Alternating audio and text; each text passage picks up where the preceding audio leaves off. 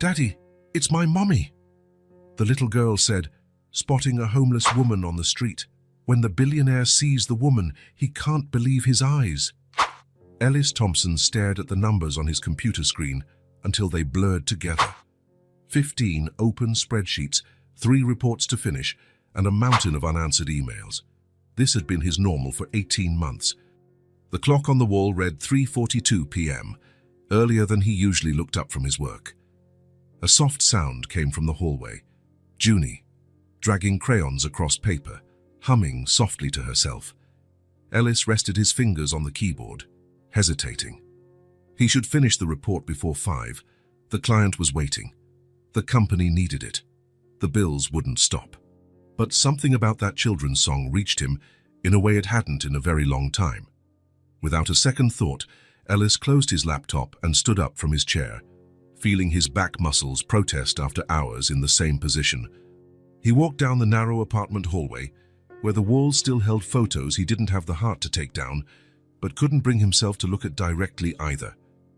Junie was on the living room rug, surrounded by colorful papers, her brown hair falling over her face in a messy cascade that no one had combed that morning. She looked up when she sensed his presence. "Are you done with work, Dad?" she asked, surprise clear in her voice. The question hit him like a quiet blow. When had it become so unusual for him to appear in the living room before dusk? Guilt settled on his shoulders like a coat that was far too heavy. "I thought I'd take the rest of the afternoon off," Ellis replied, trying to sound casual. His eyes fell on the drawing she was making. 3 stick figures, a tall man, a woman with long hair, and a little girl in the middle, all holding hands. He quickly looked away. "Want to go out and get a bite to eat?" Junie's face transformed instantly. Her eyes, so much like her mother's, widened with almost uncontrollable excitement. She dropped her crayon as if it were on fire, like a real restaurant, not just ordering food on the phone. Her excitement was almost painful to witness. Ellis realized how long it had been since they had done anything normal together. Since the accident, his life had become an endless loop of work, apartment, more work. It was easier to bury himself in spreadsheets than to face Willa's absence in every corner of the house. Easier to bring food home in boxes than to sit at a table where someone would always be missing. "Yes, a real restaurant," Ellis confirmed, forcing a smile. "Fiaz, how about that place with the strawberry milkshakes you used to like?" Junie practically flew off the floor, abandoning her drawings and crayons. "Can I wear my blue dress? Mommy always said it matches my eyes." Ellis felt the familiar tightness in his chest, that sharp pain that came every time Willa was mentioned. 18 months hadn't lessened it one bit. "Of course," he managed to say. "I'll wait for you here in 10 minutes. As Junie ran to her room, Ellis stood in the living room, staring at the abandoned drawing on the rug. A family, complete. The way they hadn't been for a long, long time. Mel's diner hadn't changed a bit. The same Formica tables, the same worn red leather booths, the same smell of French fries and fresh brewed coffee. Ellis hadn't set foot in here since before. It was Willa's favorite spot for Sunday lunches. The familiar pain returned, but Ellis pushed it away, focusing on Junie's illuminated face. "Can we sit by the window?" "Please." She bounced beside him, her blue dress twirling with her movements. For a girl of only 8, Junie carried a shadow in her eyes that shouldn't have been there. But today, that shadow was temporarily chased away by excitement. "Of course we can." The waitress led them to a booth by the large window. Ellis recognized her. Martha, the same one who used to bring extra lollipops for Junie when they came as a family. She smiled at them with a mixture of joy and poorly disguised pity. "Long time no see, Ellis, and look how little Junie has grown." Junie smiled, showing off a gap where a baby tooth had recently fallen out. A milestone Willa would never see. "I lost a tooth last week," she announced proudly. "Wow, that deserves an extra large milkshake, don't you think?" Martha winked, handing them the menus. "The usual for you two." Ellis was surprised she remembered after all this time. "Yes, please." When Martha walked away, Junie opened the menu anyway, looking at the colorful pictures of the dishes as if she were seeing a treasure. "You know we already ordered, right?" Ellis asked, watching her with a softness he hadn't felt in a long time. I know, I just like looking at the pictures. She turned the page, pointing to a giant sundae. Mommy always said we'd order this one day, but only when I was big enough to help finish it. Ellis swallowed hard. Willa had promises like that. Little milestones for a future that would never come. One day they would go camping. One day they would visit Disney. One day. Maybe we can order it next time, he offered, surprising himself with his own suggestion. There was a next times in the promise, something he hadn't allowed himself to think about for months. Junie's eyes lit up. She put down the menu and began to tell him about school, the words flowing in a quick, excited rush, as if she had months of conversations stored up inside her. Ellis realized how much he had missed by pulling away. How much of his daughter's life was happening without him truly noticing. The food arrived, burgers, crispy French fries, and 2 strawberry milkshakes, 1 regular and 1 extra large for the brave young lady, as Martha announced. Junie dug in with the typical enthusiasm of her age, ketchup smearing the corner of her mouth. For the first time in a long time, Ellis found himself truly present, not thinking about work, not dwelling on memories, but right there, in that moment, with his daughter. It was a strangely new and old feeling at the same time. It was halfway through the meal that the mood shifted. Junie had just finished telling a funny story about her science teacher when, suddenly, her gaze fell upon the empty seat beside them, where Willa used to sit. "Daddy, I miss Mommy so much." Her voice was low, heavy with a sadness too large for her small shoulders. "I wish she was here with us." Ellis felt his own heart clench. He reached out and covered Junie's small hand with his. His smile was sad, but there was a genuine attempt at comfort in it. "I miss her too, sweetie." What else could he say? That he sometimes still woke up in the middle of the night believing she would be sleeping beside him. That he avoided certain streets in the city because the memories were unbearable. That there were nights her absence was so palpable he could barely breathe. Instead, he squeezed his daughter's hand gently. She deserved more than a father who hid behind his work. The realization hit him hard. He had failed not only Willa's memory but also the daughter who was still here, needing him. "Hey," Ellis said, trying to soften the moment. "I think Martha put extra fudge on your milkshake." It worked. The smile returned to Junie's face, albeit a little more subdued. They finished their meal talking about light things, the book she was reading, the new game she wanted, plans for the weekend that, for the first time in a long while, Ellis was actually considering spending with her. The afternoon sun was beginning to set as they left the restaurant, painting the sky in orange hues that reflected off the windows of the buildings. The air was warm and pleasant, with a light breeze that rustled Junie's blue dress. Ellis was surprised to find he felt lighter, not happy. Happiness still seemed like too distant a concept, but less submerged in the grief that had been his constant companion. Junie walked beside him, holding his hand, telling him about a science project she was planning. "I'm going to build a volcano, but I don't want to do it like everyone else, you know. The teacher said we can be creative." "And what do you have in mind?" Ellis asked, genuinely interested. "I thought I'd make the volcano transparent, so people can see what happens inside. Mommy always said it was important to see how things work." She skipped beside him, excited about her idea. Ellis smiled, remembering how Willa used to take everything apart, remote controls, clocks, even the blender once. How you get your curiosity from her, no doubt. They were walking down a quiet commercial street, colorful shop windows on one side, parked cars on the other, a few blocks from home, a route they hadn't taken together in a very long time. Ellis could almost feel Willa's presence there, in the places they used to frequent as a family. It was in that moment that it happened. Junie stopped so abruptly that Ellis almost tripped over her. Her small body went rigid, her eyes fixed on something across the street. For a second, Ellis thought she had seen a dog or an interesting window display. Then he saw her expression. Junie's face had transformed into a mask of shock and disbelief. Her eyes widened, bright with an emotion so intense it seemed impossible for her small body to contain.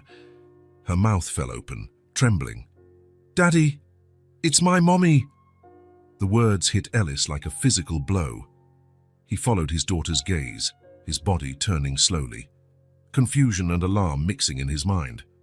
Across the street, sitting on the sidewalk against a graffiti-covered wall, was a woman.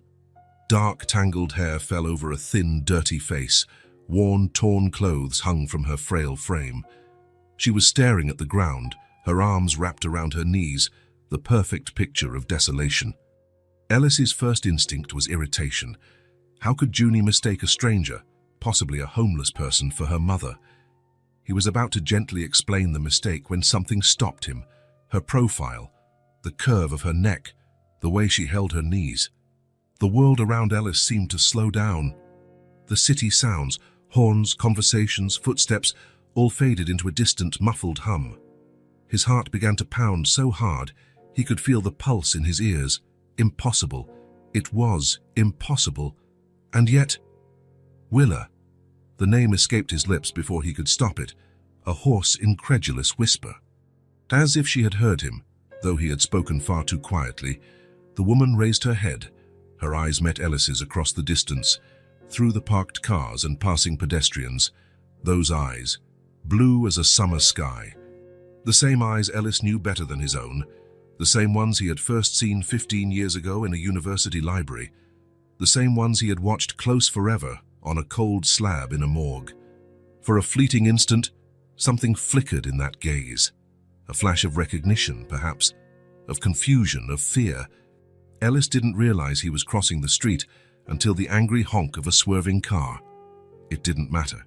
Nothing mattered except getting to her, touching her, confirming he wasn't hallucinating. "Willa," he called again, approaching carefully, as if she were an apparition that might dissolve into thin air. "It's me, Ellis." The woman shrank back against the wall, her eyes now wide with panic. There was something wild in that look, something wounded and afraid. "No." The voice was hoarse, different from the one Ellis remembered, but still. "You're mistaken. My name is Anne." Anne, not Willa. Ellis felt the world spin around him, reality distorting like a nightmare. It was impossible. Willa was dead. He had been there. He had identified the body. He had walked the casket to the cemetery. He had held her cold hand one last time. And yet, it was her. It was her, right there, alive, breathing, looking at him with Willa's eyes, even if she didn't recognize him. "Mommy!" Junie's voice cut through the air. She was running towards them, her blue dress fluttering, her face a mixture of joy and confusion. Panic seized the woman. In a sudden, desperate movement, she scrambled to her feet, swaying slightly. Her eyes darted from Ellis to Junie, wide and bewildered. Before anyone could react, she turned and bolted down the sidewalk, moving with a surprising speed for someone who looked so frail. "Wait!" Ellis yelled, taking a few steps in the direction she had gone, but the woman had already disappeared into the crowd of pedestrians, turning a corner, leaving only the ghost of her presence and the impossible certainty in Ellis's heart. Junie grabbed his hand, her eyes filled with tears and confusion. "Why did Mommy run away, Daddy? Why didn't she recognize me?" Ellis knelt to her level, holding her small shoulders, trying to find words to explain something he didn't understand himself. How could he tell his daughter they'd just seen a ghost? How could he admit that the woman they had both buried seemed to be alive, but didn't remember them? "Junie, Ellis began, his voice failing him. "I don't know what happened, but we're going to find out, I promise."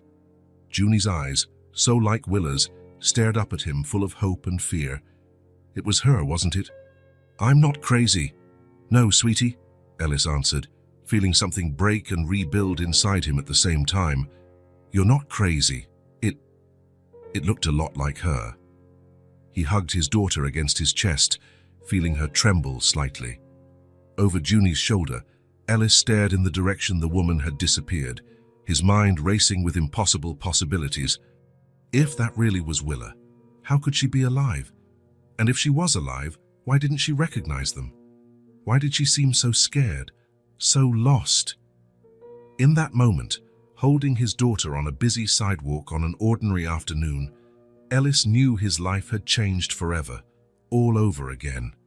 The grief he had carried for 18 months was now transforming into something different, a search, a mission. a desperate hope. His dead wife had just run away from him, and Ellis would not rest until he found her again and uncovered the truth behind those frightened eyes. Ellis didn't sleep that night. How could he? Every time he closed his eyes, he saw her face, dirty, scared, but unmistakably the face of the woman he had buried 18 months ago. The woman who, according to every official document, every medical certificate, every logical reality, was supposed to be dead.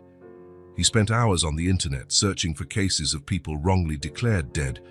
He found bizarre stories, patients waking up on autopsy tables, accident victims turning up years later with no memory, but nothing that explained how Willa could be alive when he himself had identified her body, or had he identified the wrong person?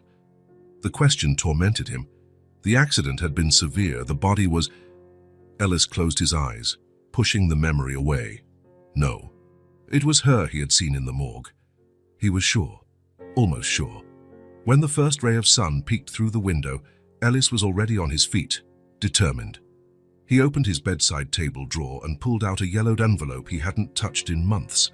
Inside were dozens of photos, portraits of a life that had ended abruptly. With trembling hands, he selected a specific one, him and Willa smiling on their front porch. Junie still a baby in her arms, the last birthday they had celebrated together as a family. "Dad?" Junie's sleepy voice came from the doorway. She was in her pajamas, her hair messy, her eyes still puffy from sleep and the tears of the previous night. "Are you going to look for Mommy today?" Ellis quickly put the other photos back in the envelope, but kept the chosen one in his hand. "I'm going to try, sweetie. Can I come with you?" There was a plea in her eyes that nearly broke Ellis. "Not this time." He approached her, kneeling to her level. "I need to talk to her first, explain some things. If everything goes well, I promise you'll see her soon." Junie nodded, trying to look mature, but her bottom lip trembled slightly. What if she doesn't want to see us? What if she doesn't remember us forever? Ellis swallowed hard. The same question had tormented him all night. "We'll take this one step at a time, okay? First, we need to find her again." The search began early. Ellis left Junie with their neighbor, Mrs. Patel, an elderly Indian woman who had always been kind to them. Urgent work matters, was the excuse he gave. How could he explain the truth? How could he say he was looking for a wife that everyone, including himself until yesterday, believed to be dead? He drove slowly through the streets near where they had seen Willa. Parking lots, alleys, parks, places where homeless people often took shelter, with every unfamiliar face, a mix of relief and disappointment. It was close to noon when Ellis spotted her. She was sitting on a bench in the small city park, staring into space, wearing the same worn clothes from the day before. She looked even more fragile in the daylight. Ellis parked the car and took a deep breath, his heart racing. The photo in his shirt pocket felt like it weighed a ton. He walked slowly toward the bench, trying not to startle her. She noticed his approach when he was just a few feet away. Her eyes widened with recognition and fear. For a moment, Ellis thought she would run again. "Please," he said quickly, holding up his hands in a gesture of peace. "I'm not going to hurt you. I just want to talk." The woman, Willa, Anne, whoever she was, hesitated. She looked ready to bolt at any moment, but something kept her seated. Curiosity, perhaps, or exhaustion. "You mistook me for someone else yesterday," she said, her voice low and hoarse. "I already told you my name is Anne." Ellis nodded, approaching slowly until he was 2 steps from the bench. "May I sit?" She shrugged, wary, but didn't refuse.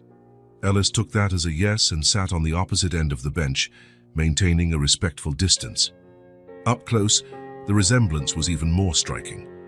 Despite the dirt, the disheveled hair, the deep dark circles under her eyes, it was Willa. The same intense blue eyes, the same face shape, the same tiny, almost invisible scar above her left eyebrow. The result of a bicycle fall at age 12, as she always used to tell it. "Why are you looking at me like that?" she asked, uncomfortable. Ellis blinked, realizing he had been staring. "Sorry." He hesitated, choosing his words carefully. "It's just that you look so much like someone I knew." "Your wife?" It wasn't a question. The little girl called me Mom. Ellis nodded, his throat suddenly dry. She passed away. Is that it? That's what I thought, Ellis answered honestly. There was an accident 18 months ago. The woman frowned, processing the information. For a moment, something flickered in her eyes, a flash of, what? Recognition. Pain. I'm sorry, she said finally, looking away. But I'm not her. I don't know you or that child. Ellis took a deep breath. It was now or never. Slowly, so as not to scare her, he took the photograph from his pocket. I just want you to see this. After that, if you want me to leave, I will. He held the photo out to her. She took it hesitantly, her fingers trembling slightly. What happened next would be etched in Ellis's memory forever. Her face transformed as she looked at the image. Her eyes widened. Her mouth formed a small O of surprise. The color drained from her cheeks. Her free hand slowly rose to cover her lips, as if trying to stifle a cry. That's me. The words came out in a nearly inaudible whisper. Tears began to well in her eyes, streaming silently down her dirty cheeks. That's me in the photo. Ellis felt his own heart race. He wanted to touch her, to hold her, but he knew he couldn't move. This moment was too fragile. Yes, he confirmed softly. It's you, Willa Thompson, my wife, Junie's mother. She shook her head, confused and scared, but she couldn't tear her eyes from the photograph. It can't be. I don't remember. I don't. Her hands were shaking so much the photo almost fell. Who am I? The question was so simple and so devastating that Ellis felt his own eyes burn. Your name is Willa Marie Thompson. We have an 8-year-old daughter, Juniper, Junie. You're an architect. You were an architect. We met in college. We've been married for 10 years. Each word seemed to hit her like a physical blow. Willa, because it was her, there was no longer any doubt, clutched the photo to her chest, as if trying to absorb it. I don't remember, she murmured, her voice choked. I don't remember any of this. It's okay, Ellis said, his own voice trembling. We'll figure out what happened. Together. They sat in silence for a few minutes, the weight of the situation settling over them. Ellis watched as Willa looked repeatedly at the photo, touching the faces printed on the paper, as if she could draw out memories through contact. You must be hungry, he said finally. We could get something to eat if you want. No pressure. Just talk. Willa hesitated, her eyes still fixed on the photograph. She seemed to be fighting an internal battle. Finally, she gave a slight nod. Okay. The small cafe was nearly empty at that hour. Ellis chose a table in the back, away from prying eyes. Willa sat rigidly, looking around suspiciously, like a cornered animal searching for escape routes. Neither of them spoke while they waited. The silence wasn't exactly comfortable, but there was a mutual understanding there. They both needed time to process what was happening. Willa ordered only a soup and a tea.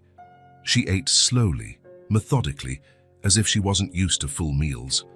Ellis barely touched his sandwich, unable to feel hungry in the face of the surreal situation. How long? She began, hesitant. How long has it been since you thought I was dead? 18 months. The accident was in January of last year. Willa frowned, thoughtful.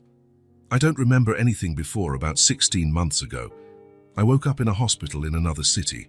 No ID, no memories. The doctors said I had suffered a head trauma. Ellis felt a chill. The timeline matched. What happened after? Willa shrugged, her gaze distant. The hospital kept me for a few weeks. No one was looking for me. No identity, no insurance. I ended up on the streets. I survived. People started calling me Anne, and I took the name. It was better than having none at all. The pain in her voice was palpable. Ellis fought the urge to reach out and take her hand. How did you get here, to this city? I'm not sure. I just kept moving. One place looks like another when you live like that. She paused, her eyes suddenly sharp. How can I be sure you're telling the truth, that I'm really this person? The question was valid, Ellis thought for a moment. There's a way to be sure. We can go to a hospital, run some tests, verify your identity. I have all your documents, medical records. Willa recoiled slightly, apprehensive. A hospital. Just for a checkup, Ellis assured her. We can find out what happened to you, why you can't remember, and maybe we can start to get your memories back. She looked at the photo, which she hadn't let go of since Ellis gave it to her. What if I'm not who you think I am? What if I'm just someone who looks a lot like her? Then I'll apologize for the trouble and get on with my life, Ellis answered honestly. But that's not what you believe, is it? You felt something when you saw this photo. Willa didn't answer right away. Her fingers traced the outline of the face in the image, her own face, smiling and healthy.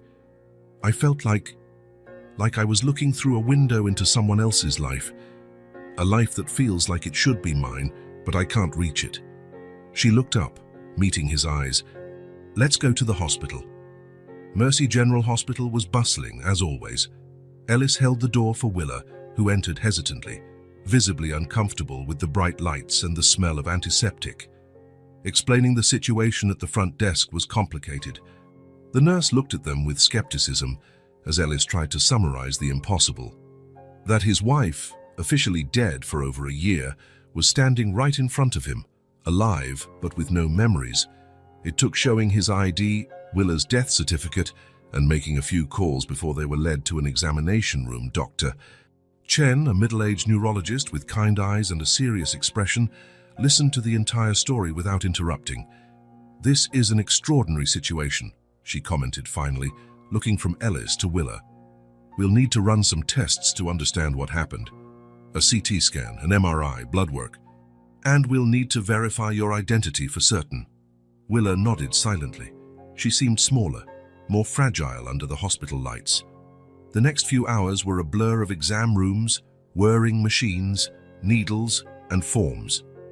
Ellis waited outside for most of the procedures, his mind spinning with possibilities and questions. How was this possible? Who had he buried, if not Willa?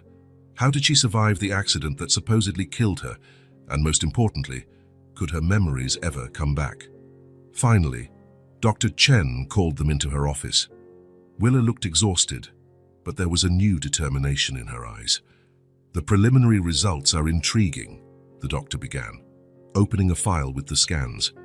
First, the fingerprints confirm it. This is Maki's, without a doubt, Willa Thompson.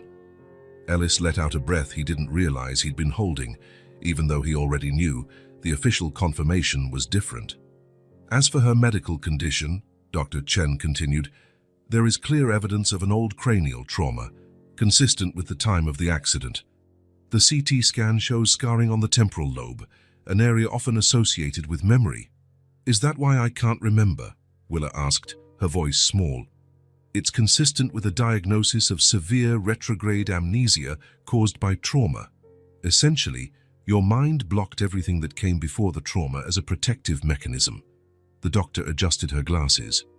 So what intrigues me is how you were declared dead. I'll need to review the records from the accident. Ellis felt a chill. I identified the body. It was her. At least, I thought it was. Dr. Chen looked at him with sympathy. Severe accidents can make identification difficult, Mr. Thompson, and emotional shock affects our judgment. What happens now? Willa asked, still clutching the photo Ellis had given her like a talisman. I strongly recommend regular psychological and neurological follow-up. The good news is, there's no permanent structural damage that would prevent memory recovery. With time, exposure to familiar environments, and proper therapy, you may regain some or even all of your memories. Some? Ellis asked, apprehensive. Memory is complex, Mr. Thompson. We can't guarantee a full recovery, but there's a good chance, especially with family support. Family. The word hung between them, heavy with meaning. Ellis thought of Junie, waiting at home, anxious for news. How long will it take? Willa asked, her voice firmer now. Impossible to predict. It could be gradual. Small flashes at first, then more substantial memories, or it could happen all at once, triggered by a specific stimulus. Dr. Chen closed the file. The important thing now is not to push. Let the memories return naturally. Ellis nodded, taking it all in. And what about the legal situation? She's officially dead. That will require legal proceedings to reverse the declaration of death. I can provide all the necessary medical documentation." When they left the office, Ellis and Willa stopped in the hallway. The reality of the situation finally setting in. She was alive. It was really her. But she didn't remember him, or Junie, or anything about her previous life. "What do you want to do now?" Ellis asked softly. Willa looked at the photo in her hands, then at Ellis. I think I want to meet my daughter. Properly this time." The drive home was silent. Ellis drove slowly, occasionally glancing to his side, as if afraid Willa might disappear at any moment. She stared out the window, absorbing the city she was supposed to recognize but which felt strangely new. "Junie's waiting," Ellis said finally, as they parked in front of the house. "She's very excited, but also scared." Willa nodded, a visible lump in her throat. "I don't know how to act. I don't know how to be a mother. No one expects you to know right now. Just be gentle with her. And with yourself." The front door opened before they reached the porch. Junie was standing there, her eyes wide, her body stiff with anticipation. When she saw Willa, her face lit up with a hope so pure it hurt to look at. "Mommy," she exclaimed, taking a step forward, but then stopping, uncertain. Willa froze, looking at the little girl who was her daughter but felt like a stranger. Ellis placed a gentle hand on her shoulder, a silent gesture of support. "Hi, Junie," Willa managed to say, her voice trembling. Junie looked from Willa to Ellis, understanding slowly dawning on her young face. "She still doesn't remember me, does she, Daddy?" The question was so direct, so full of precocious maturity, that Ellis felt his heart clench. "Not yet, my love," he answered, crouching to her level. "Mommy had an accident that affected her memory. It's going to take time for her to remember everything. But she's here now, and that's what matters." Junie nodded, processing the information. Then, to both their surprise, she took a small step forward and held out her hand to Willa. "That's okay. We can start over. My name is Juniper, but everyone calls me Junie. I'm 8.5 and I love to draw." Willa looked at the small, outstretched hand, her eyes welling with tears. Slowly, she reached out her own and gently shook it. "It's nice to meet you, Junie. I'm Willa." The name felt strange on her lips, like clothes that didn't quite fit. But it was a start. Ellis watched the moment, feeling a complex mix of emotions: joy, fear, hope, uncertainty. Nothing would be easy. The road ahead was filled with legal, medical, and emotional hurdles. But Willa was alive. She was home. And for the first time in 18 months, the future didn't feel like an endless void. Sunday morning brought a golden light that poured through the Thompsons' windows. Willa sat in the kitchen, a cup of tea cooling between her hands, watching the backyard through the glass door. It had been 4 days since she had returned to this house, to this life she couldn't remember as her own. 4 days of walking on eggshells, of cautious smiles and hopeful glances. Ellis had left early to get groceries, leaving her alone with Junie for the first time since they came back from the hospital. The girl was still asleep, giving Willa a moment of solitude to gather her thoughts. The house no longer felt as strange as it did on the first day. Small details were beginning to feel familiar: the way the third kitchen drawer always stuck, the specific creak of the 5th stair, the way the morning light hit that exact corner of the dining table. Willa heard a noise and looked up to see Junie standing in the kitchen doorway, still in her pajamas, her hair messy from sleep. The girl seemed hesitant, as if she didn't know exactly how to act now that they were alone. "Good morning," Willa said softly. "Want some juice?" "Ellis, your dad, left some in the fridge." Junie nodded, approaching slowly. Willa poured a glass and set it on the table. The girl sat down, taking small sips while watching Willa over the rim of the glass. The silence between them was delicate, filled with unsaid expectations. Since the emotional moment at the door when they'd arrived, Junie had kept a certain distance, as if she were evaluating this new version of her mother, trying to reconcile the woman she knew with the stranger, who now took her place. "Do you want to draw for a bit?" Willa suggested, searching for a way to connect. "I saw you have a lot of colored pencils in your room." Junie's eyes lit up slightly. "You want to draw with me?" I'd love to. Minutes later, they were settled at the kitchen table, paper and colored pencils spread between them. Junie drew with intense concentration, her tongue stuck between her teeth, while Willa watched her, fascinated by this small, characteristic gesture. "What are you drawing?" Willa asked after a few minutes of comfortable silence. "Our garden," Junie replied without looking up. "That's how it used to be." Willa looked at the colorful drawing taking shape under the small hands, a simple house with a vibrant garden around it, flowers of every color, green bushes, and 3 smiling stick figures in the center. "It's very beautiful," Willa commented sincerely. "You draw very well for your age." Junie shrugged, but a slight blush colored her cheeks. "You always used to say I have an artist's eyes." There was a brief silence. The phrase floated between them like a delicate bubble, a fragment of a past only one of them remembered. Willa started her own drawing, letting her hand move freely across the paper. She was surprised to find herself drawing flowers. Lavender, she recognized, though she didn't know how she knew the exact shape of the long stems and the small clustered blossoms at the top. Without realizing it, she began to hum softly as she drew, a melody she didn't know where it came from, that emerged spontaneously like water from an underground spring. Softer, slow notes, almost a whisper. Junie froze, her pencil hovering over the paper. Her eyes widened, and she turned slowly toward Willa. That's my lullaby," she said, her voice barely a whisper. "You used to sing it to me every night." Willa stopped abruptly, surprised at herself. "I didn't. I don't know where that came from." The two looked at each other, a moment of mutual recognition hanging between them. Something had emerged from the depths of Willa's memory, something her conscious brain didn't recognize, but that her vocal cords remembered. "You remembered," Junie said, a spark of hope lighting up her face. "You remembered something about me."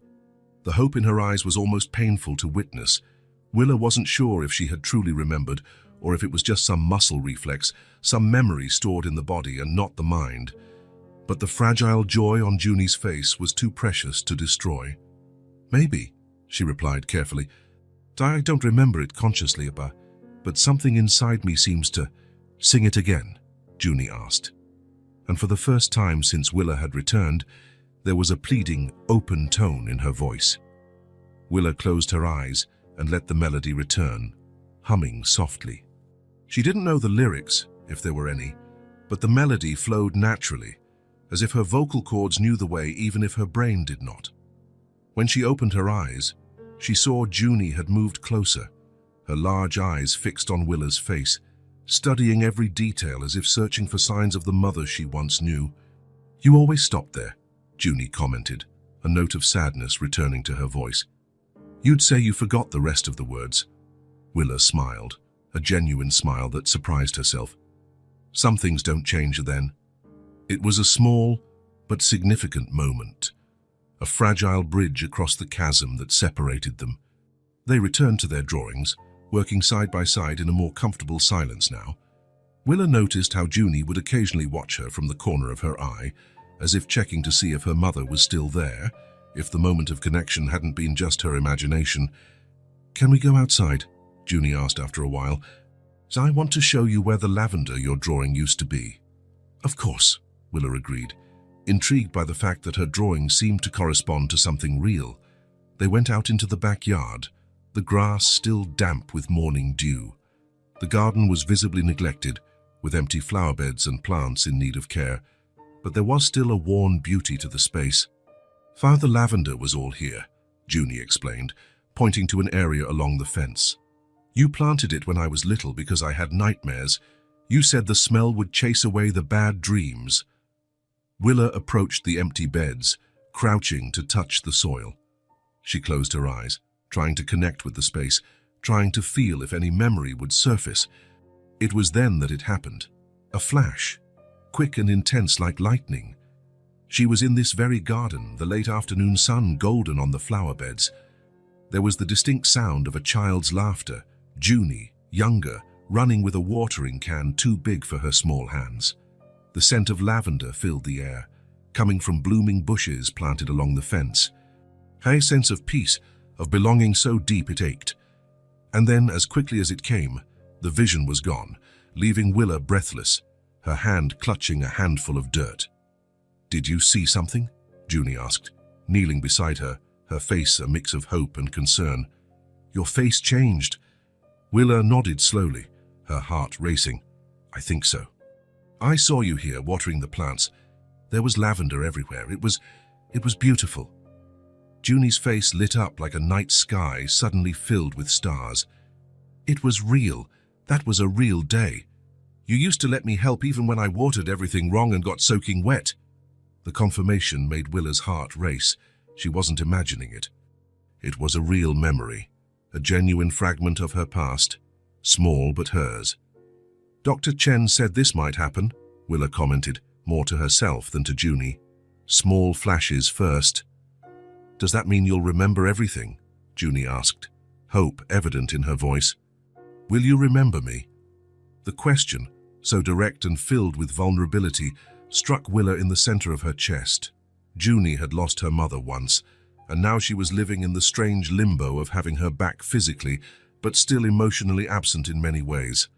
"I hope so," Willa answered honestly. "I can't promise, but I'm going to try with all my might." Junie nodded, taking in the answer. Then, in a move that caught Willa by surprise, the girl leaned forward and hugged her, a quick, hesitant, but genuine hug. "Let's replant the lavender," Junie suggested as she pulled away. "Daddy said we can go to the garden center today." "I'd like that very much," Willa replied, touched by the gesture. As they walked back to the house, Junie began telling stories about the garden, how she used to help plant seeds in the spring, how they sometimes had picnics there on weekends, how they used to pick fresh tomatoes in the summer. Willa listened, fascinated by these glimpses of the life she had led, of the mother she had been. It was strange to hear about herself as if she was someone else.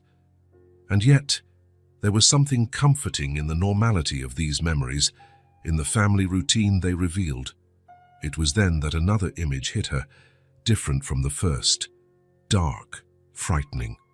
The sound of tires screeching on asphalt, shattering glass, a suffocating sense of panic, of absolute fear that froze the blood in her veins. It wasn't the accident. At least it didn't seem to be. There was something more. Someone. A face she couldn't make out, but that sent waves of terror through her body. Willa stopped abruptly, her breath catching. Her heart was beating so hard she could feel it in her throat. "Are you okay?" Junie asked, alarmed, taking her hand. "You just went pale." "I'm fine," Willa lied, forcing a smile. "Just a little dizzy. Maybe it's the sun." Junie studied her with those eyes that were too smart for her age. "Did you remember something bad?" The child's insight was unnerving. Willa hesitated, not wanting to lie to her, but also not wanting to scare her. "I'm not sure," she answered honestly. "Sometimes confusing images come, like pieces of a dream you can't quite put together." Junie nodded wisely. "Daddy has nightmares sometimes. He shouts your name." The information hit Willa like a punch to the gut. The pain of that man, calling out in the dark for a wife he believed was dead. It was almost unbearable to imagine. "He's better now that you're back," Junie added quickly, as if she sensed she had said something upsetting. "He smiles more." Willa didn't know how to respond. The responsibility felt immense, not just to recover her own identity, but also to heal the wounds her absence had left in this family. The sound of a car parking interrupted the moment. Ellis had returned with the groceries. "Let's go help your dad with the bags," Willa suggested, grateful for the distraction. As they unloaded the car, Willa watched Ellis and Junie interact.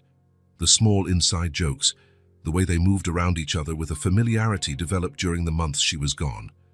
There was a whole life that had continued without her, adapting to her absence. "I found these lavender starters at the farmer's market," Ellis mentioned, handing Willa a small pot with purple plants. "I thought maybe, well, I remembered you always liked them." The gesture touched her deeply. He didn't push, didn't demand that she remember, just offered small bridges to the past, letting her cross them at her own pace. "Thank you," Willa replied, feeling a lump in her throat. "Junie was just showing me where the old ones used to be." Ellis smiled, a genuine smile that lit up his tired eyes. So you too had a good morning, then? The best, Junie exclaimed, practically bouncing around them. Mommy remembered the garden. And she sang my song without even knowing it was my song. The use of the word mommy did not go unnoticed by Willa. It was the first time since her return that Junie had called her that directly, not just referring to her as mommy when speaking to Ellis. That's wonderful, Ellis replied, his gaze meeting Willa's over Junie's head, a silent question there. Willa nodded slightly. It was just flashes, but yes, something is coming back. The hope on his face was almost as painful to see as Junie's. These two people had lost so much, and now they were clinging to any fragment of memory like shipwreck survivors to debris. After lunch, the three of them went to the garden to plant the lavender starters. It was a clear, mild day, perfect for working outdoors. Ellis brought out gardening tools, and Junie put on a small apron with pockets that, she said, Willa had made especially for her gardening adventures. They worked together, digging holes, preparing the soil, planting the fragile seedlings. There was something deeply therapeutic in the work, in the contact with the earth, in the shared purpose. Like this? Junie asked, showing Willa how she had planted one of the starters. Perfect, Willa replied, surprised at the naturalness of the praise, as if some part of her remembered what it was like to be a mother, even if her brain didn't recall the details. Ellis watched the interaction with a restrained smile, keeping slightly back, as if not wanting to interrupt the delicate bond forming between mother and daughter. When they finished, the three of them stood looking at the renewed flower bed, small patches of purplish blue contrasting with the dark earth. It's going to be beautiful when it grows, Junie declared with satisfaction. Yes, it will, Willa agreed, feeling a strange sense of accomplishment. It wasn't just the garden that was being replanted, she realized. It was an entire life. That night, as she was helping Junie get ready for bed, the girl asked shyly, "Can you sing to me?" "Like you used to," Willa nodded, sitting on the edge of the bed. She took a deep breath and let the melody emerge naturally. No words, just the soft humming that had surfaced earlier. Junie smiled, her eyes heavy with sleep. "You're coming back," she murmured, already half asleep. "You're coming back to us." Willa stayed there for a long time after Junie fell asleep, looking at the peaceful face of the child who was her daughter. A daughter she didn't remember raising, but whose heart still responded to her voice, her presence. Small connections, fragile threads weaving themselves between them again. It was a beginning that brought hope, but also questions about the accident, about the fear, about what had really happened in those final days before everyone's world fell apart. Questions that Willa was beginning to suspect might be more dangerous than anyone imagined. 2 weeks had passed since Willa had returned home. Small routines were beginning to establish themselves. Breakfast with Junie before school, Ellis leaving for work after hesitantly kissing Willa's forehead, afternoon walks through the neighborhood she didn't recognize, but that her feet seemed to know instinctively. The house no longer felt strange. Small objects evoked familiar feelings, even if not concrete memories. The doctors called it implicit memory, the body remembering what the conscious mind had forgotten, like her fingers knowing exactly where to find the wooden spoon in the kitchen drawer, or how she knew the bathroom doorknob needed to be pulled up while being turned. It was a Friday night. Junie was already asleep, exhausted after a week of school and the excitement of having her mother back. Ellis and Willa were in the living room, the comfortable silence broken only by the occasional crackle of the fireplace. Willa watched the flames, hypnotized by their sinuous movement. The nights were always harder. During the day, there were distractions, household chores, doctor's appointments, interactions with Junie. But at night, when the house fell silent, the unanswered questions grew louder in her mind.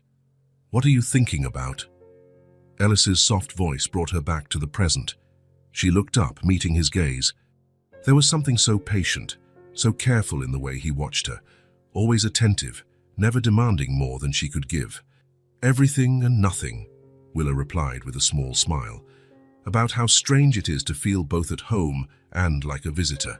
Ellis nodded, understanding. "It must be confusing. It's like waking up in the middle of a movie you don't remember starting. All the other characters know what's going on, but you're trying to piece it all together." A silence settled between them, not uncomfortable but charged. There were so many unasked questions, so many postponed conversations. Since Willa had returned, they had focused on the present, on reintegration, on the practical aspects of the situation. The past, especially the time they were apart, was rarely mentioned. "Ellis?" Willa began, hesitant. "Can I ask you something?" "Anything," he replied, leaning forward slightly in his armchair. "You never asked me where I was all this time." "What happened to me after the accident?" His face tensed slightly, a shadow passing over his eyes. "I didn't want to push. I thought you would talk when you were ready." Willa nodded, appreciating his consideration, but she also realized the cost of that silence, the unasked questions she saw in his eyes when he thought she wasn't looking. "I don't remember much," she began, her eyes returning to the fire. "There's a big blank where the accident should be. The first clear memory I have is waking up in a hospital in Millfield." "Millfield?" Ellis repeated, surprised. "That's over 100 miles from here." "I know. The doctors there said I was found on the side of a back road, unconscious. No wallet, no ID." She paused, organizing the fragmented memories. "I had a severe concussion, a few broken ribs, and, obviously, I couldn't remember anything. Who I was, where I came from." Ellis listened intently, his body tense, as if each word were a small needle. "I was in the hospital for a few weeks. No one was looking for me. With no known insurance, no identity, they couldn't keep me indefinitely." Willa took a deep breath, getting to the hardest part. "When I was discharged, I had nowhere to go. I didn't know who I was. I had no money. I had nothing." Ellis closed his eyes for a moment, the pain evident on his face. "Meanwhile, I was here thinking I had buried you." The guilt in his voice was palpable.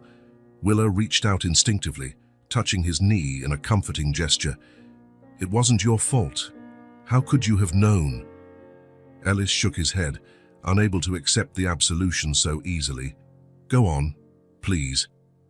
"I ended up on the streets," Willa said simply. "At first, I slept in shelters when I could get a spot. Then I met some people, other homeless people who took me in. The memories of that period were vivid, contrasting with the void that preceded the accident. She remembered the biting cold of winter nights, the constant state of alert, her stomach aching with hunger. There was a group, 3 people, Maria, Leo, and an older man everyone called the captain, though I doubt that was his real name." A sad smile touched her lips. "They found me sleeping on a park bench, shivering from the cold. They took me to their camp, under a bridge. They shared what little they had." Ellis listened in absolute silence, his face a mask of restrained emotions. "Maria was the kindest. She gave me a blanket, her only extra one. She said I looked like a lost lady. That's how she described me." Willa felt her eyes fill with tears at the memory. "What bothered me most was not remembering my name. They started calling me Anne because I said I thought it started with an E-A-E. A tear ran down her cheek and she quickly wiped it away. I was hungry, cold, scared. But they looked after me when I needed it most. We formed a sort of makeshift family." The pain on Ellis's face was almost unbearable to witness. He reached out a hand, hesitant, as if wanting to touch Willa's face but unsure if he could. "I'm so sorry," he whispered, his voice choked. "While I was here, in our home, with our things, you were surviving," Willa completed softly. "It's what we do, isn't it? We survive what life throws at us." Ellis lowered his head, his hands clenched into fists on his knees. "I should have searched more, questioned things, something, anything." "How could you have known?" Willa insisted. "They told me there was a body, that you identified it." "It was you," Ellis said, his voice low and intense. "Or it looked like you. The crash was horrific, the car, it was unrecognizable, and the body—" He trailed off, unable to continue. "So how could I be alive?" Willa asked the question that had been hanging between them since her return. Ellis shook his head, confused. "I don't know, that's what I've been trying to figure out for the past 2 weeks. I've been talking to the police, to medical examiners. No one has a clear answer yet." Willa nodded, processing the information. How did I end up in Millfield, hundreds of miles away? How did I survive a crash that supposedly killed me? None of it makes sense. We'll find out, Ellis promised, finally taking her hand in his. Together, the touch was comforting, grounding. Willa looked at their joined hands, feeling a connection that went beyond memory. How did you get here? Ellis asked after a moment. From Millfield to our city. I just moved. From town to town, hitchhiking when I could, walking when I had to. I worked odd jobs here and there, washing dishes, cleaning yards, and whatever I could find. Willa paused, recalling the journey. I don't know what brought me in this direction. Maybe some part of me knew, even subconsciously, that this was where I was supposed to go. Ellis squeezed her hand lightly. I'm so grateful you found your way back. They looked at each other for a long moment, something deep and unnameable passing between them. It wasn't exactly the love they had shared before. How could it be, when Willa didn't remember? But there was something there, a connection, a mutual understanding that, despite everything, they still belonged to each other in some way. Thank you, Willa said finally, for taking me back, for giving me time, for not demanding that I be someone I can't yet remember how to be. Ellis shook his head, his eyes shining with restrained emotion. You are always welcome here, always. This is your home, with or without memories. That night, after such an emotionally charged conversation, Willa lay in her bed, the guest room Ellis had insisted she occupy, giving her space. Despite the emotional exhaustion, sleep was slow to come. Her mind was filled with fragmented images, nameless faces, bodiless voices. When she finally fell asleep, the dreams came, intense and vivid. She was driving. The night was dark. The road barely lit ahead. Her fingers gripped the steering wheel so tightly, her knuckles were white. Her heart was racing, fear running through her veins like liquid ice. I have to get home. I have to get to Junie. The headlights of a car behind her, too close. Flashing. Someone honking insistently. He found me. How did he find me? She sped up, the engine protesting, rain began to fall, the windshield wipers moving frantically. A face in the rearview mirror. A face she knew. A face she feared. You can't run, Willa. You know too much. The voice seemed to be inside the car with her, though she knew it was impossible. The fear suffocated her, making it hard to breathe, hard to think. A sharp curve appearing suddenly, the wheels slipping from her hands, the scream trapped in her throat, the world spinning, shattering glass, twisting metal. Willa woke up with a choked scream, sitting bolt upright in bed. Her entire body was trembling, cold sweat trickling down her back. For a moment, she was disoriented, not recognizing the room around her. The door flew open suddenly. Ellis was there, his face alarmed, wearing only pajama pants. Willa, are you okay? He approached cautiously, turning on the lamp beside the bed. I heard you scream. She couldn't speak. The images from the dream, no, the memory, were still too vivid, the terror still too real. Her body trembled uncontrollably. Ellis sat on the edge of the bed, keeping a respectful distance, but close enough to offer comfort. Was it a nightmare? He asked gently. Willa shook her head, trying to find her voice. Not just a nightmare. A memory, I think. Ellis waited patiently as she regained her composure, taking several deep breaths. I was driving, she finally began, her voice trembling. It was night, it was raining. I was so scared, Ellis, so scared. He frowned, concerned. Of the accident. Not just of the accident. Of someone.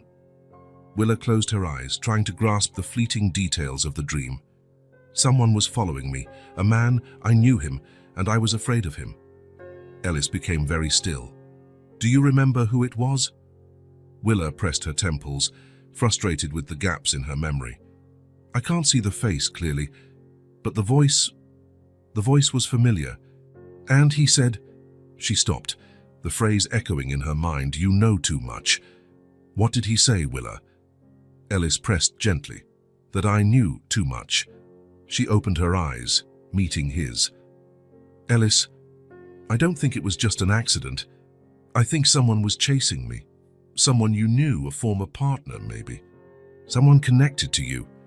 Ellis's face turned visibly pale, even in the soft lamplight. A muscle worked in his jaw. Michael, he murmured, almost to himself. Who's Michael?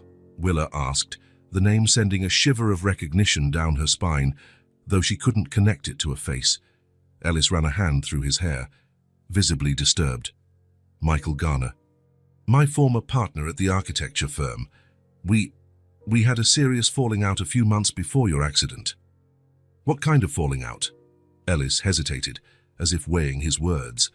I found out he was embezzling funds from a major project.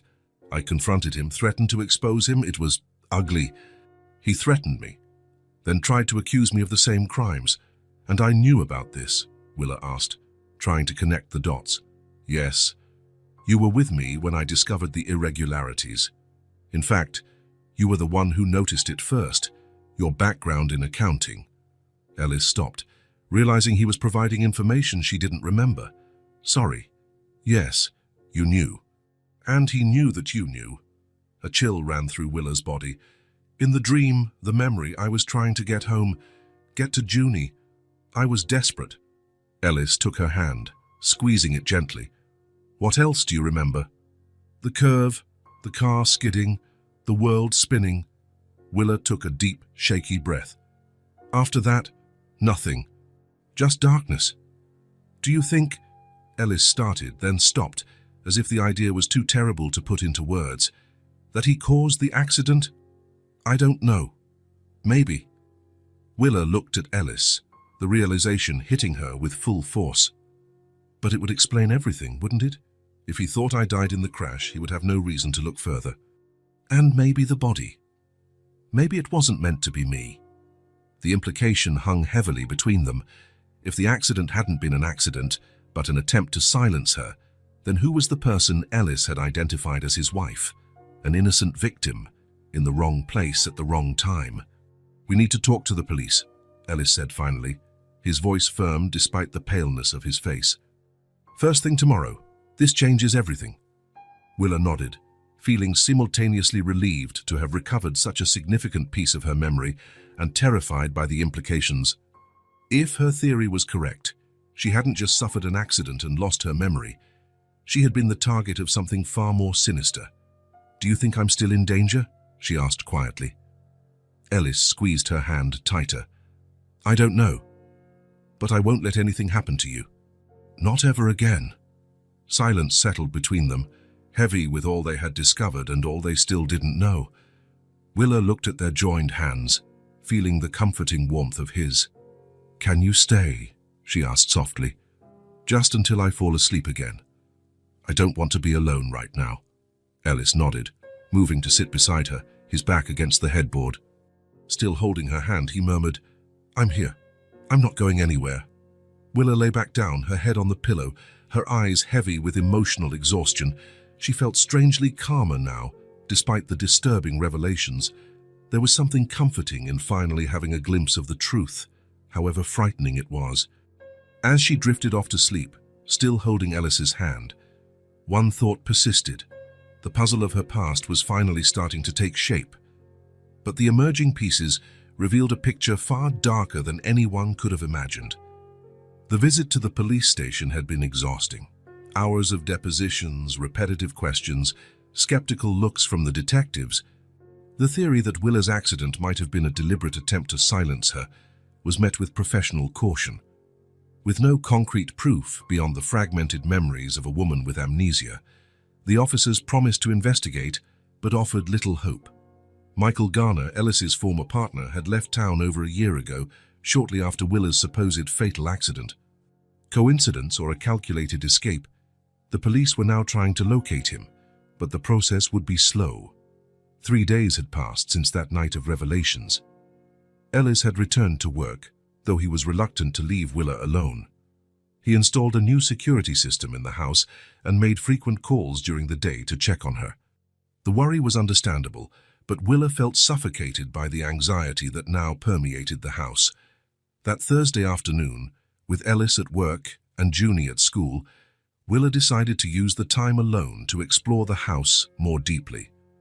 Not as a cautious visitor, but as someone determined to reconnect with the space she had once called home.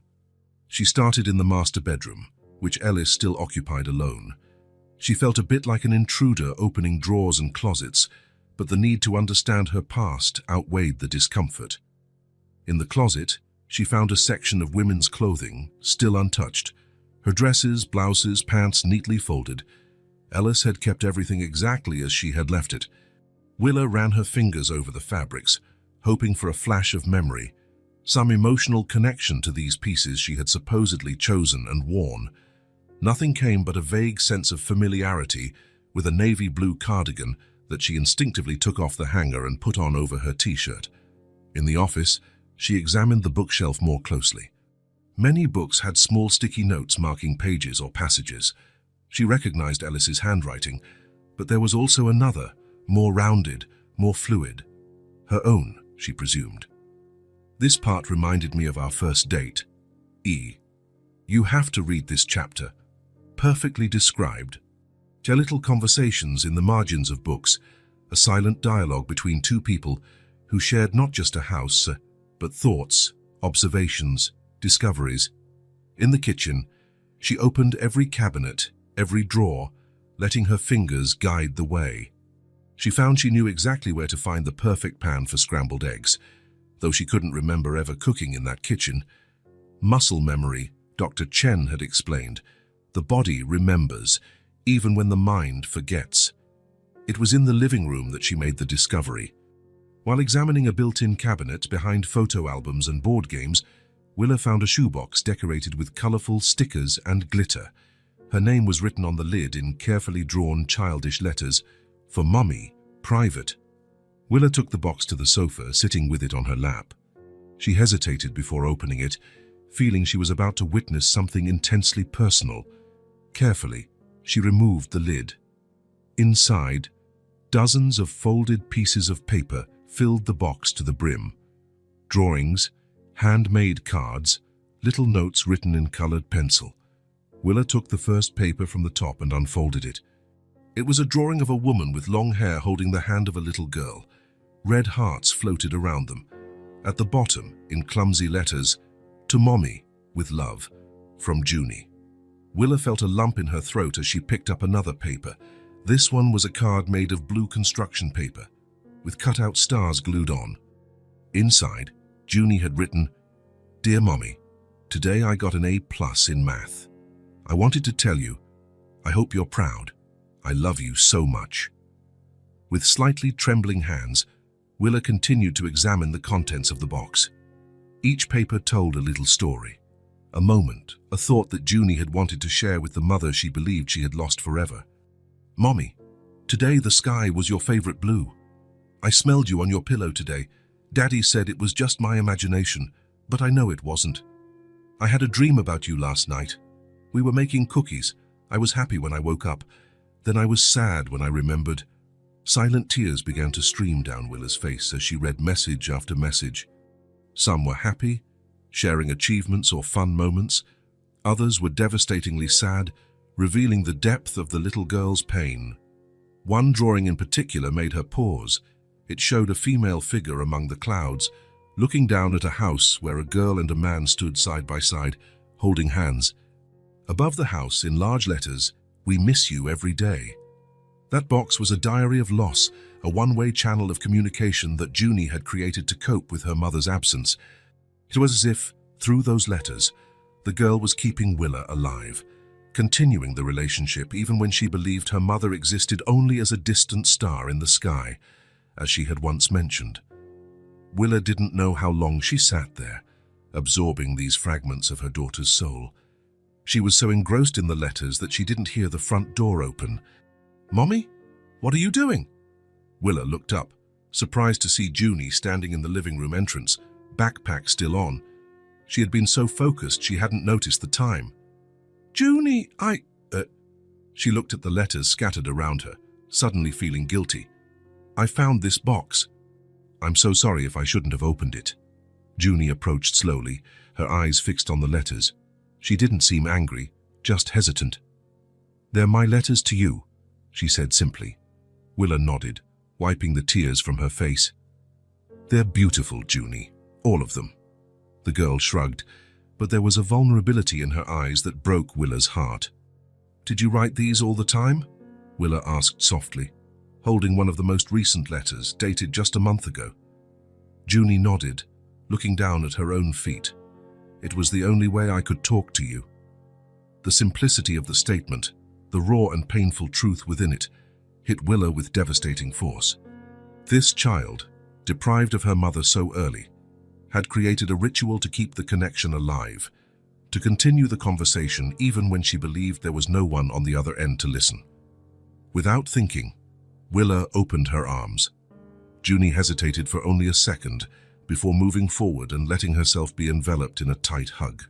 Willa felt her daughter's small body tremble against hers, and she realized they were both crying silently. No words were needed in that moment. The hug said everything, the shared grief for lost time, the relief of being together again, the fragility of the connection they were rebuilding day by day. When they finally separated, Willa kept her hands on Junie's shoulders, looking her in the eyes. "Thank you," she said, her voice choked. "For what?" Junie asked, wiping her tears with her coat sleeve. "For not giving up, for keeping talking to me, even when you thought I couldn't hear you." A small smile appeared on Junie's face. "Daddy said the people we love never really leave us, that there's always a connection." "Your dad is a wise man," Willa replied, feeling a wave of gratitude for Ellis, for how gently he had helped Junie process her loss. Junie looked at the letters spread across the sofa. "You can keep them if you want. Now that you're really here, I don't need to write anymore." Willa felt her eyes well up again. "I will treasure all of them. But you know what? I think you should keep writing." "Why? You're here now." "Yes, I am. But writing is a special way of talking. Sometimes we say things on paper that we can't say out loud." Willa picked up one of the letters, a colorful drawing of two figures holding hands under a rainbow. "And I'd love to write back to you." Junie's eyes widened, a mixture of surprise and hope. "Really? Really? We can have our own little mailbox." "How about that?"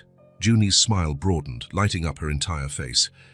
"Can I start today? I have so many things to tell you." "Of course, you can. But first, how about a snack? You must be hungry after school."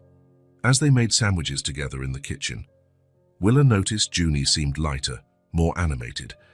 It was as if the discovery of the letters, instead of being an invasion of privacy, had been a relief. Finally, her words, kept for so long in a silent box, had found their destination. That evening, while helping Junie with her homework, Willa noticed the girl seemed pale and restless. "Are you okay, sweetie?" she asked, touching her daughter's forehead with the back of her hand. "You feel warm." Junie nodded, but her eyes looked tired.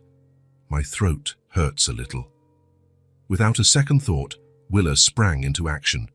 She sent Junie to bed, got the thermometer from the bathroom drawer, knowing exactly where it was, though she didn't remember ever using it, and made tea with honey and lemon in the exact proportion her hands somehow seemed to know. She sat on the edge of the bed, placing a cool compress on her daughter's forehead while she sipped the tea in small gulps. "Do you do it just like before?" Junie commented, her voice hoarse. "The tea is perfect," Willa smiled, adjusting the blankets around the girl. "It seems some things the body doesn't forget." Junie watched her with those large, perceptive eyes that seemed to see far more than a child normally would. "I think you're remembering me, Mommy," she said softly, her voice heavy with sleep and fever, "even if you don't know it yet." The words, so simple and so profound, touched something deep inside Willa. Maybe Junie was right. Maybe, beyond the conscious memories, beyond the flashes and glimpses that occasionally surfaced, there was a deeper kind of remembering, the kind etched not in the mind, but in the heart. As Junie fell asleep under her care, Willa remained seated beside her, the letters from the box echoing in her mind. All those words she couldn't hear, all those messages sent into the void. And now, finally, she was here to listen, to answer. The silence had been broken. The voices, Junie's in her letters, Willa's in her instinctive care, were finally meeting in a dialogue that transcended words and memories. 2 weeks had passed since Junie's fever. The sore throat had quickly subsided under Willa's meticulous care, which surprised everyone, especially herself, with the naturalness with which she assumed the maternal role, even without concrete memories to guide her. It was a quiet Saturday afternoon. Ellis had gone to the office to handle some pending matters, promising to be back for dinner. Willa and Junie were taking advantage of the time alone to organize the girls' room, a project the girl had suggested with clear enthusiasm.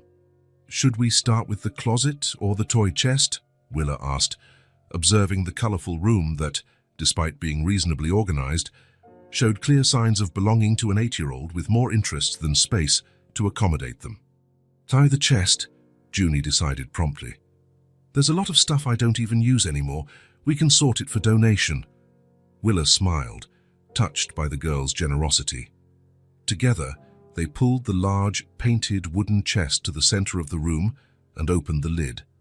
Inside, years of childhood were preserved in layers, newer toys on top, relics of a younger Junie settled at the bottom. Methodically, they began to empty the contents, creating piles: keep, donate, repair. Junie narrated stories for each significant item: the doll she got for her 6th birthday, the stuffed dinosaur that accompanied her to every doctor's appointment, the kaleidoscope Ellis brought back from a business trip. At the bottom of the chest, among colorful wooden blocks and miniature cars, Willa found a small dark blue velvet box, the kind that usually holds jewelry. "What's this?" she asked, picking up the small box. Junie, who was organizing coloring books, turned quickly. Something in her expression changed, a flash of apprehension, followed by a seriousness unusual for her age. "It's yours," she said simply, approaching. Willa frowned, confused, and slowly opened the box. Inside rested a delicate silver pendant in the shape of a tree of life, suspended on a thin chain. The piece sparkled under the sunlight, streaming through the window. "It's beautiful," Willa commented, taking it out of the box. The weight of the object in her hand was curiously familiar. "Why is it in your toy chest?" Junie bit her lower lip. "I took it from your jewelry box after you were gone," she confessed. "Dad doesn't know. You used to wear it every single day." Willa held the pendant by its chain, watching it spin slowly, capturing and reflecting the light. There was something profoundly familiar about the object, beyond its intrinsic beauty. The specific weight against her palm, the pattern of the delicately crafted branches in the silver. It was then that it happened. Like a bolt from the blue, the first memory hit her with full force. Ellis smiling nervously, holding out a small package. "Happy 5th wedding anniversary, my love." Her own fingers unwrapping the gift, the surprise and joy upon seeing the pendant for the first time. "Ellis, it's perfect, a tree of life. For our little family," he completed, helping her put on the chain. "There are 3 main branches. You taught me and Junie." The memory was so vivid that Willa could smell the perfume she was wearing that night, hear the soft music playing in the background, feel the gentle touch of Ellis's fingers on her neck. Another memory immediately followed. Junie, smaller, maybe 5 years old, sitting on her lap during a thunderstorm. Little fingers playing with the pendant as Willa tried to distract her from the thunder. "Why do you wear this every day, Mommy?" "Because it reminds me that we're always connected, even when we're apart. Like the roots of this tree, our family is always together no matter what." Willa gasped, her free hand flying to her chest. The memories were no longer coming as isolated flashes, but as an uncontrollable flood. A floodgate had opened in her mind, and now everything, absolutely everything, was returning at once. The day she met Ellis in the college library, literally tripping over his feet. Their first kiss in the rain on campus. The clumsy marriage proposal during a picnic that was cut short by a downpour. The discovery of her pregnancy, the mix of fear and joy, the birth of Junie after 18 hours of labor. First steps, first words, first days of school. Entire years of life unfolded in her mind like the pages of a book being flipped at high speed, yet with every detail perfectly clear. Every Christmas, every birthday, Every argument and reconciliation, every mundane and extraordinary moment she had shared with her family, and then the final memories, the discovery of the fraud at the firm, Ellis confronting Michael, the growing threats, the fear, the decision to take Junie to her grandmother's house until everything settled down, the chase on the rainy road, the crash. The impact of the memories was as physical as it was emotional. Willa didn't realize she had fallen to her knees on the rug, still clutching the pendant tightly, tears streaming freely down her face. Her entire body trembled. "Mommy!" Junie's worried voice brought her partially back to the present. The girl was kneeling beside her, her eyes wide with alarm. "Are you okay? Do you want me to call Dad?" Willa looked at her daughter, and now she truly saw her for the first time since her return. Not as a child she needed to get to know, but as the extension of her own heart, the small being she had carried, loved, and protected from the very first moment. "Junie," she whispered, her voice choked with emotion. "My Juniper Ellis Thompson." The girl's eyes widened even more, a gradual understanding dawning on her face, followed by a hope so intense it was almost painful to witness. You remembered?" Junie asked in a thread of a voice. Willa nodded, unable to speak for a moment, more tears overflowing. She opened her arms and Junie threw herself into them, sobbing against her chest. "I remember everything, my love," Willa finally managed to say, holding her daughter close. "You, Dad, our life." They stayed like that for a long time, embracing on the floor of the room, surrounded by toys, crying together, tears of relief, of joy, of grief for the lost time they could never get back. When they finally separated, Junie looked at the pendant still in Willa's hand, her eyes red and swollen. "I kept that pendant with me because it was your favorite," she said, her voice hoarse. "I thought that way you were close to me." Willa felt her heart tighten with a new wave of emotion. "You remembered what I always said about it."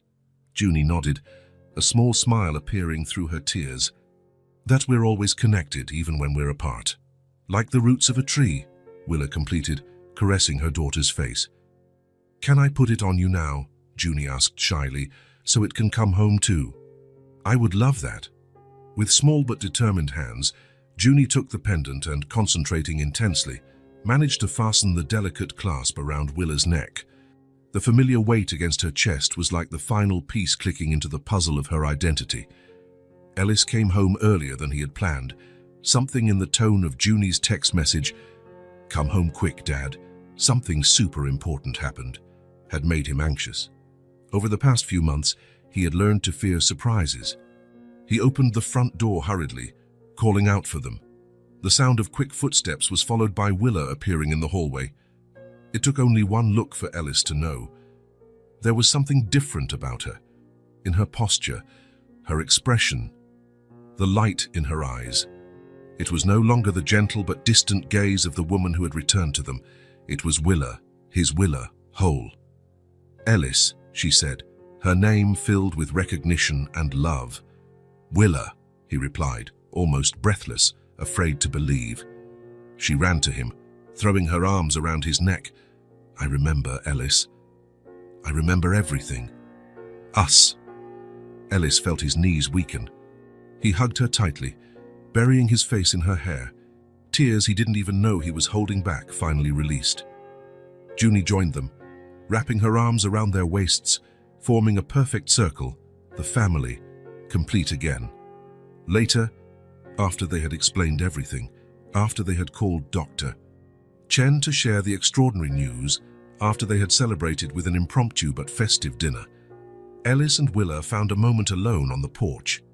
Junie had finally fallen asleep, but not before making Willa promise repeatedly that she would be there in the morning. "I still can't believe it," Ellis said softly, holding her hand. "After everything." "I know," Willa replied, touching the pendant at her neck. "Sometimes the universe has strange ways of working." "I'm so sorry," he said, the guilt clear in his voice. "For not finding you sooner, for all those months you spent." Willa gently placed a finger on his lips. "No, Ellis. No more guilt. There was no way to know. You thought I was dead. You saw me dead. But it wasn't you," he insisted. "And how could you have known?" Willa held his face in her hands, The important thing is that we found our way back to each other, against all odds. Ellis nodded, covering her hands with his. We still have a lot to face. Michael led the legal process out, explaining to everyone. And we'll face it together, she affirmed simply, like we always have. The next morning, after a night where they finally slept in the same room, there was no passion, just the comfort of being together again. Willa announced she wanted to take Junie to school. Are you sure? Ellis asked, concern evident on his face. It's your first day, Ho. Absolutely, Willa smiled. I want our life back, Ellis, starting now. So there they were, the three of them standing by the gate of the house, ready to go their separate ways. There was a momentary hesitation, a remnant of fear. What if something happened again? We'll be back for lunch, Willa promised, recognizing the apprehension in his eyes. Ellis nodded, forcing himself to smile. I'll be waiting. Junie held Willa's hand tightly as they walked down the sidewalk. Ellis remained at the gate, watching them, the two loves of his life, together again. Willa turned one last time, smiling at him, and in that smile was everything: understanding, forgiveness, love, a future. Ellis closed the gate and went inside,